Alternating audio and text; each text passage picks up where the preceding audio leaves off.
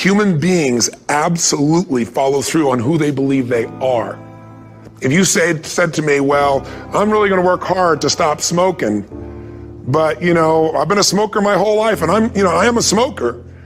I know your days are numbered. You're gonna be back smoking cigarettes again, because we all act consistent with who we believe we are.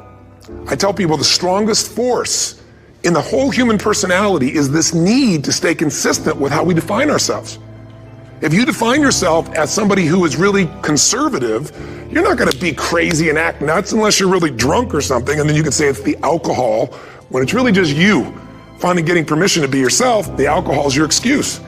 If you're a really crazy person, you act crazy, outrageous, playful. You don't act conservative because that's not who you are. Very often people say, well, I can't do that. I'm not that kind of person. And I always say to people, really, when did you define yourself?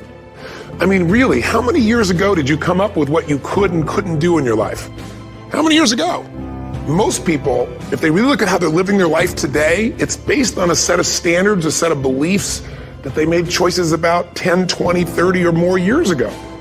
I mean, very often we made decisions in our youth or very young about what to believe, about what we were capable of, about who we are as a person, and that becomes the glass ceiling, if you will, that controls us. There's a corny metaphor, but it's true. I remember one time I was with my family at the circus, and there was a person there, and they had this big giant elephant, and you look at this elephant, and they take this little rope, put it around the elephant's neck, and they drive this stake into the ground. And I mean, you look at this and you know that elephant could rip down the entire tent with almost no effort. And yet the elephant doesn't struggle, doesn't try. Why? Because the elephant's conditioned. And they take that elephant and condition the elephant when it's a baby elephant. That's how they train him. When it's a little baby elephant and it doesn't have the power yet, they put a big rope around it and they drive this huge stake in the ground, and the elephant fights and fights and fights. And one day, finally, that elephant decides, I'm not capable of pulling this out. And once that becomes the definition of an identity of anyone, an elephant in this case, they don't even try anymore. It's just who I am, that's how it is, that's just the way it is in my life. I'd like to ask you to take a look at any place you've got a limitation and ask yourself, when did I decide to accept that limitation? And you may not even see it as a limitation, you might see it as just that's who I am. But so often in our lives, we've adapted to be a certain way so that we don't fail or so that people will like us or respect us, but it's not necessarily who we are. Joy comes when you're spontaneous.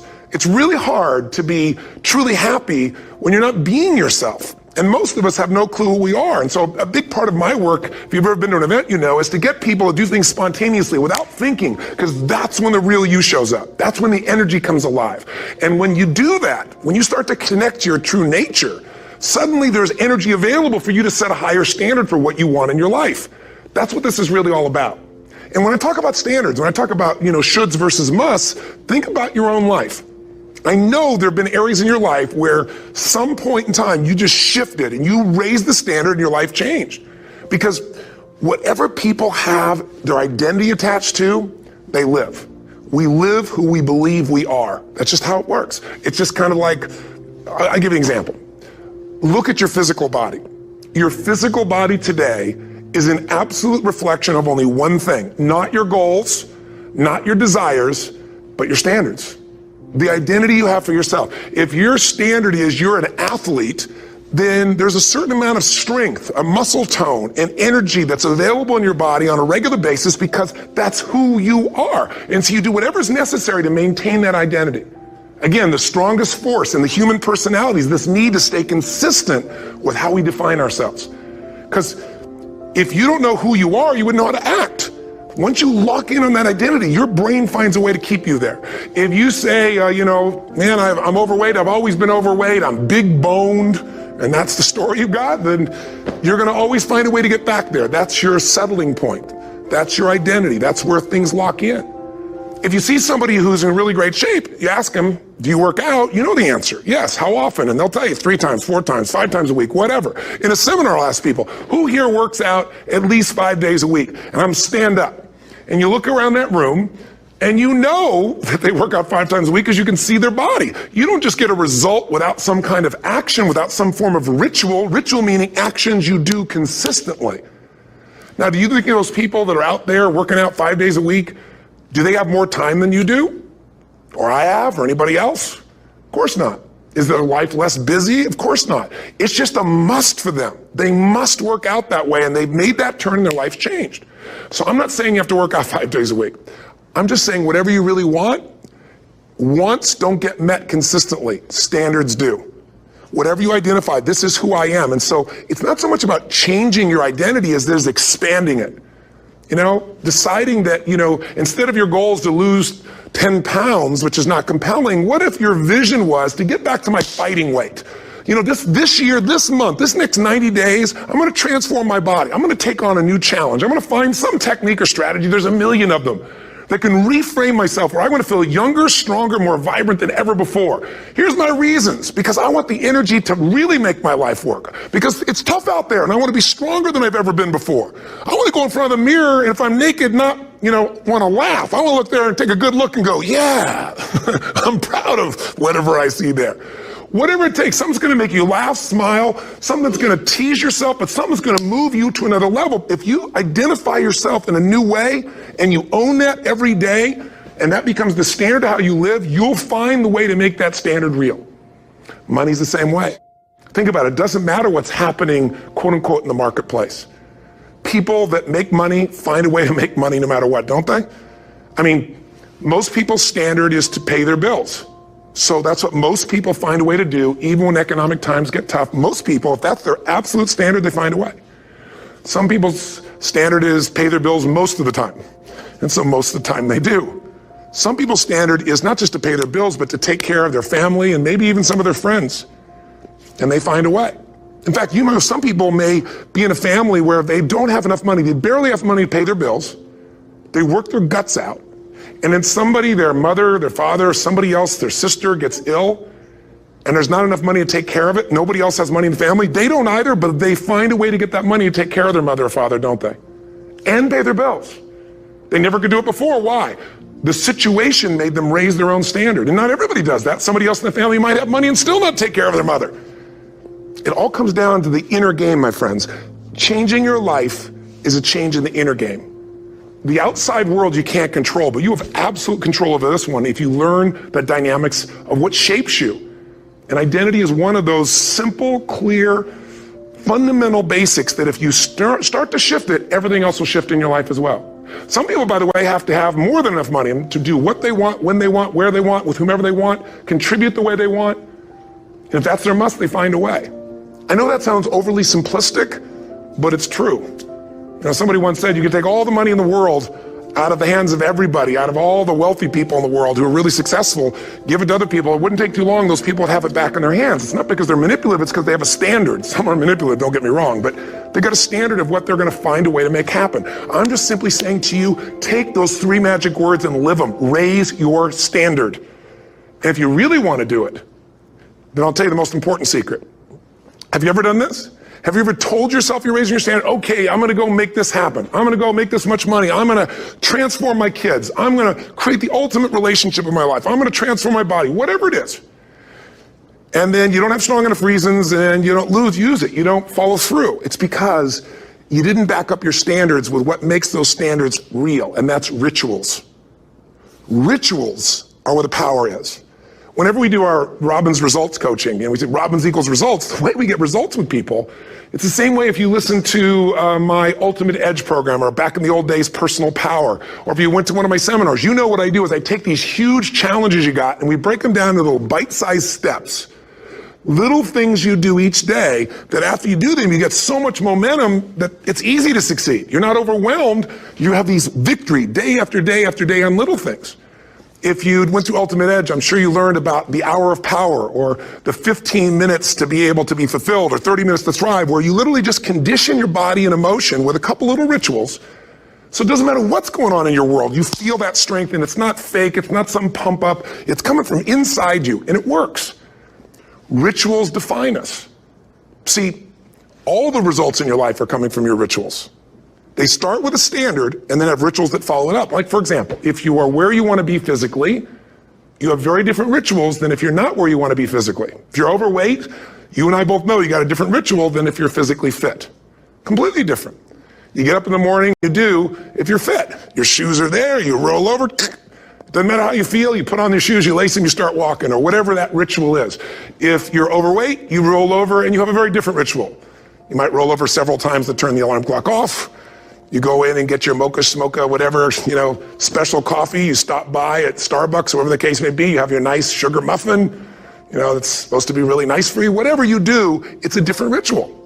If you have a great, passionate relationship, you have very different rituals in how you come home than if you have a lousy relationship. When you come home and the first thing you do is you're tweeting somebody, or you're emailing, or flipping on the news, or you don't even come home. What are the rituals?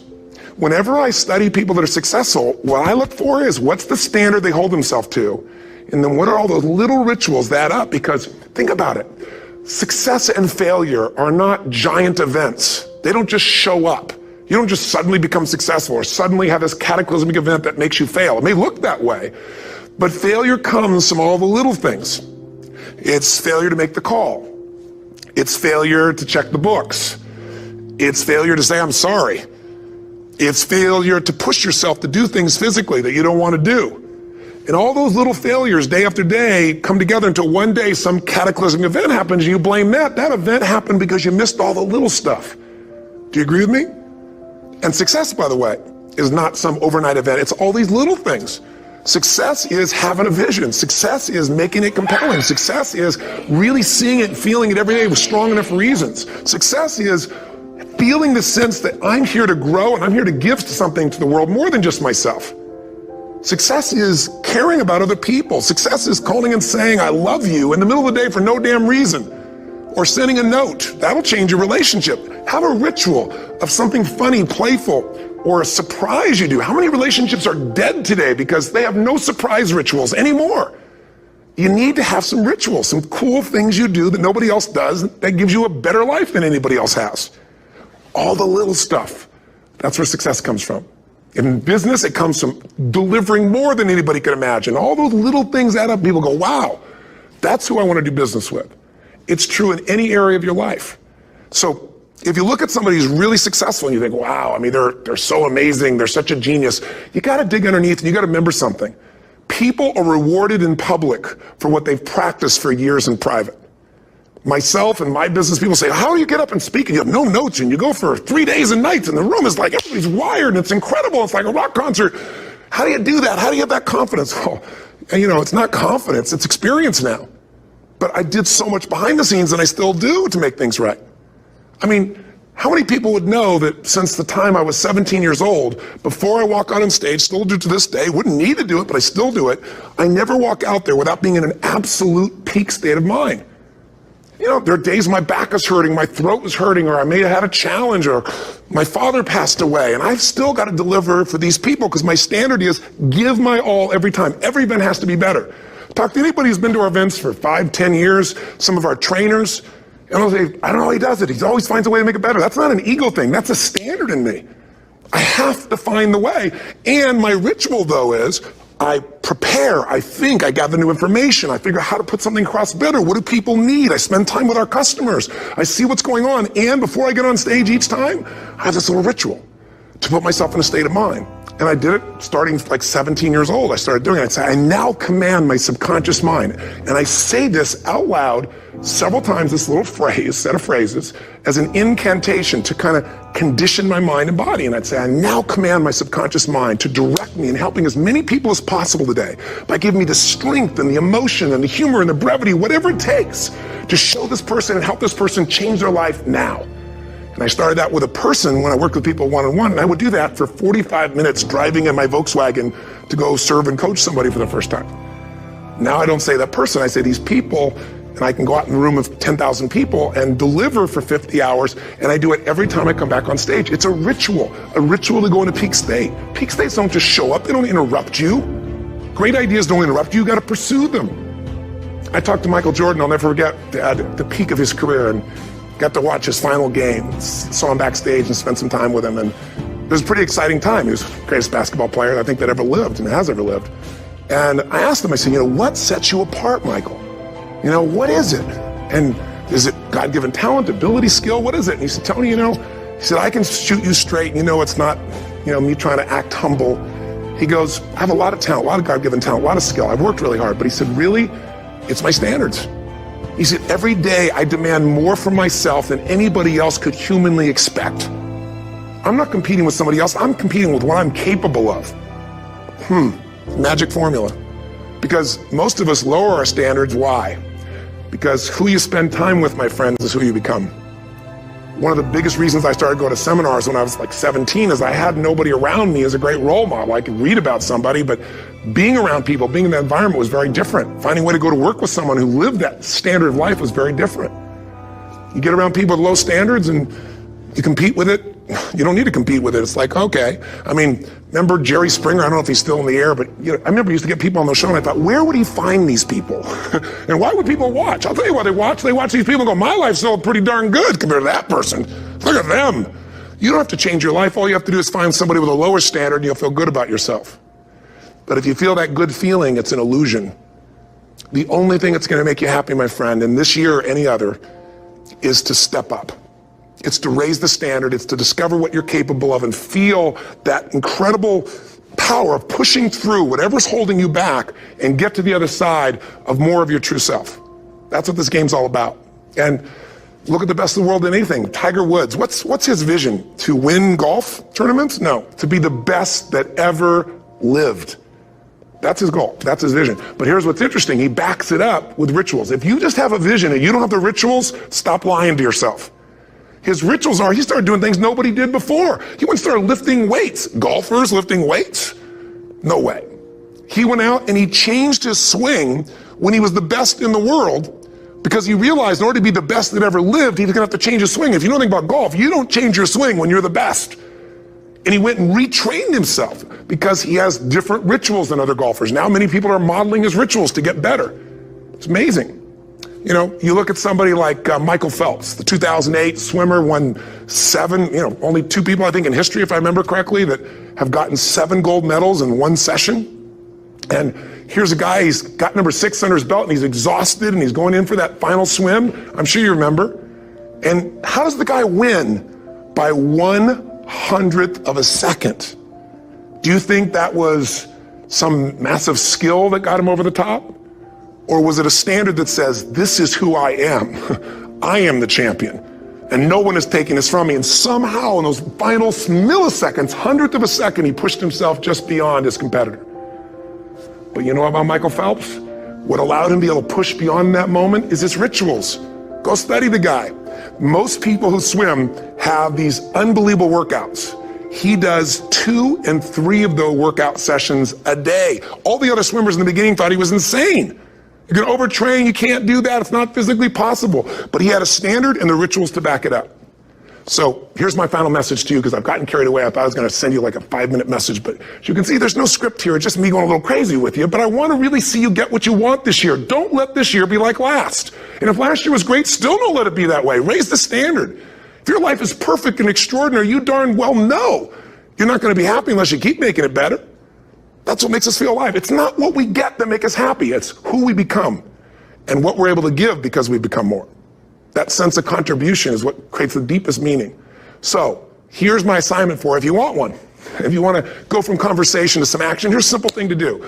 What's an area of your life right now that you really want to improve? What's an area that's important to improve? If your body's great, how about your career? If career's great, how about your relationships? Intimate one especially, or your kids. Or your relationship with your creator, your spiritual side of your life? Or is it your finances? Figure an area that really matters. Decide on that area. Number 1, write down what your life is like in that area right now as specifically as possible. So you might say, well, I'm 13.5 pounds overweight, whatever the weight is, whatever the situation is, or my body fat's like this, or I wake up exhausted in the morning, and you write the truth of where you are right now. So you're real clear. Or I'm not in a relationship. I say I want a relationship, but I'm not in one, and I don't seem to find them. All the good ones seem to be gone is my belief. And I really do want one, but I don't have it. Whatever your definition. Or I'm in a relationship, and God, I wish I wasn't in a relationship. I'm planning my escape. Wherever you are. Or I have a wonderful relationship. We love each other, but there just isn't enough passion. Just write the truth of where you are. The area you want to change, but write how it is. And then the second step is, this is where you got to be really honest with yourself. What are the rituals that have put me there? Because